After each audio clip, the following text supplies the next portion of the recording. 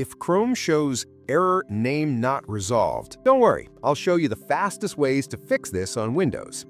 Step 1. Check your internet connection. First, make sure your internet is working. Restart your router if needed and try opening another website. Step 2. Clear DNS cache. Press Windows plus R, type CMD and press Enter.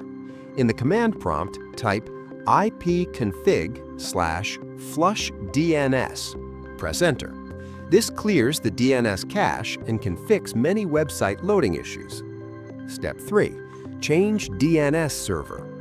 Go to Control Panel, Network and Internet, Network and Sharing Center, change adapter settings.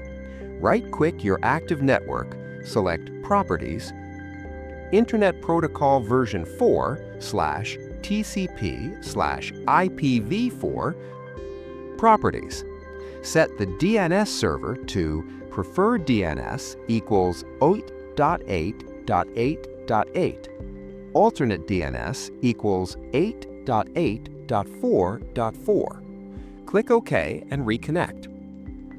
Step 4. Disable problematic extensions. Type Chrome//extensions in Chrome. Disable VPNs, ad blockers, or security extensions temporarily. Check if the website loads. Step 5.